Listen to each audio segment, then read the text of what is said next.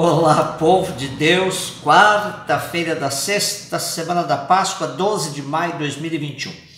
A nossa reflexão de hoje é a partir de Atos 17, de 15, depois 22 até 18, primeiro versículo, e João 16, 12 e 15.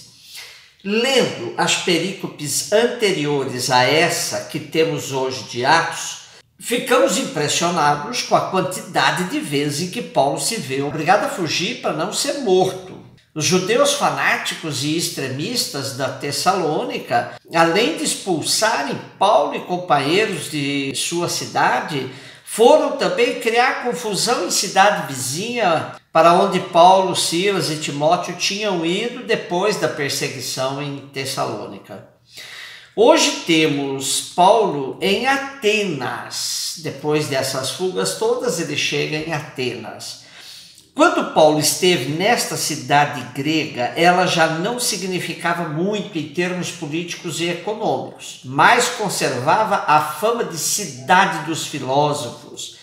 E pelo teor do discurso de Paulo no Areópago de Atenas, percebe-se que ele não fala para o povo de religião popular tradicional, nem para os partidários de religiões orientais importadas que aí existiam, mas sim, ele quer manter um diálogo com a filosofia.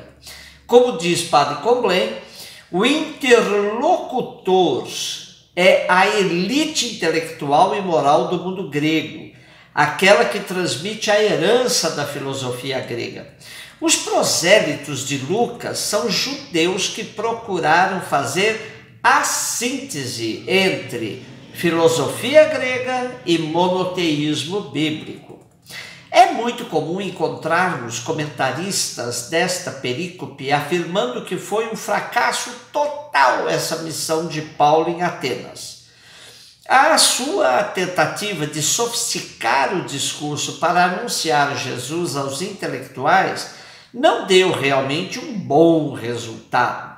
Porém, para Lucas, que redigiu os Atos, esse discurso de Paulo em Atenas é muito significativo, pois ele ressalta no final que alguns homens aderiram a Paulo, creram, entre eles Dionísio, o Areopagita e uma mulher chamada Dâmaris, e com eles ainda outros.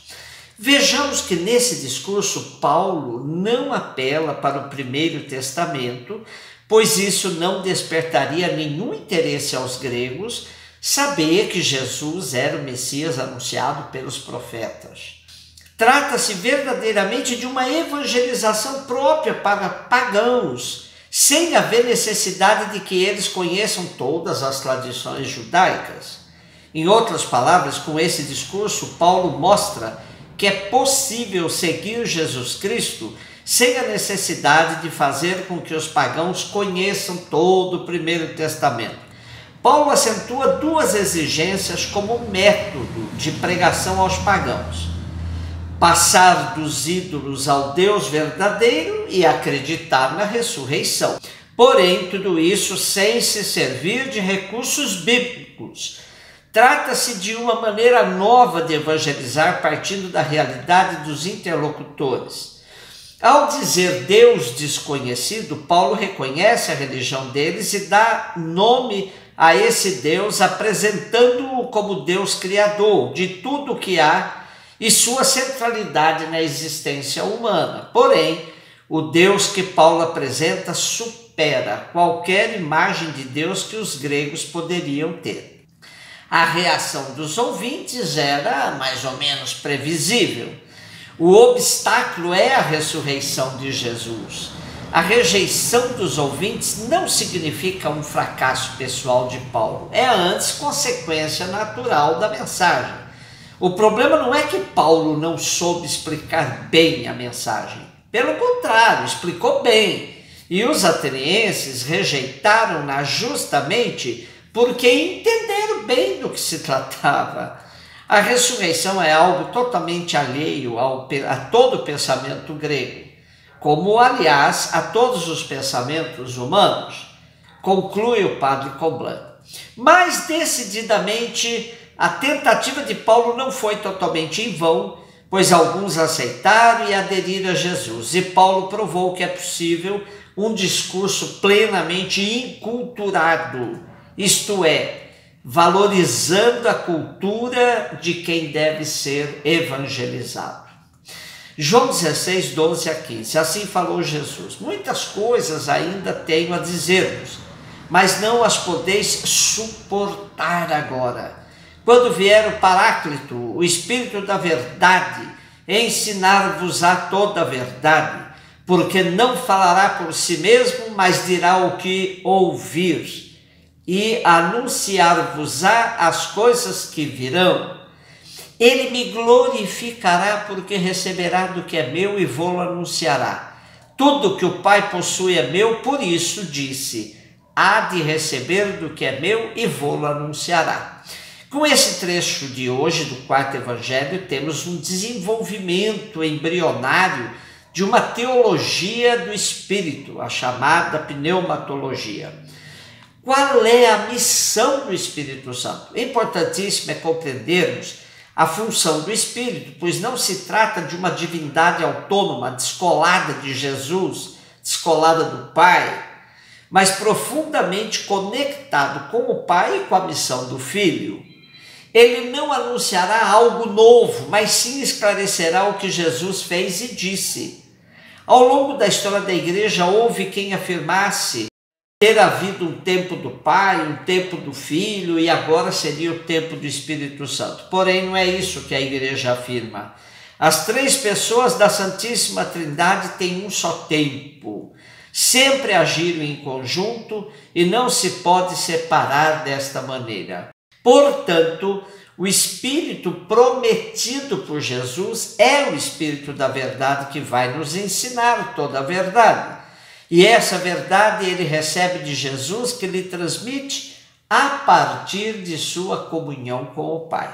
O Espírito fala com palavras novas, mas não é que ele traga novas revelações, mas vai conduzindo no interior da revelação de Jesus para a compreensão sempre mais atualizada e crescente. Muito bom esclarecimento que o padre Jaldemir Vitório dá desse papel do Espírito, segundo esse entendimento que Jesus passa aos seus discípulos. Diz Padre Vitório: o Espírito da verdade tem, junto aos discípulos de Jesus, várias funções. Entre elas, a função didática e a função profética. No nível didático, o Espírito instruirá os discípulos a respeito da verdade plena. Não se trata de uma revelação paralela de Jesus, nem complementar. Movidos pelo Espírito, os discípulos serão capazes de atingir um nível, até então desconhecido, de compreensão dos ensinamentos do Mestre.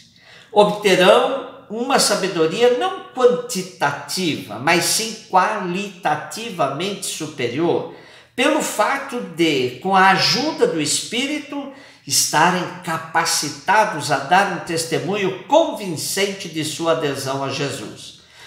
O Espírito revela-se aos discípulos no contexto da experiência de vida, por conseguinte, de conhecimento existencial, prático. No nível profético, ele lhes anunciará as coisas que hão de vir. Exclui-se aqui todo tipo de previsão exata do futuro, de modo que os discípulos pudessem se precaver. O Espírito irá ajudá-los a conhecer melhor o que significa Jesus para cada momento da história humana. É uma ajuda na linha do discernimento, da interpretação dos fatos, da disposição humana para acolher o Mestre. Isto possibilitará ao discípulo caminhar com mais segurança, sem correr o risco de ser enganado. Afinal, vendo-se pressionado pelo mundo, estará sempre correndo o risco de dar um passo em falso. O Espírito revela-lhe por onde caminhar. Os que confiam no Espírito têm o coração e a mente abertos para receber as orientações que o Espírito dá para todos os que aderiram ao seguimento de Jesus. Cabe a nós pedirmos constantemente que o Espírito nos mostre o caminho a seguir e que a verdade seja cada vez mais transparente em nossa vida. Um beijo no seu coração.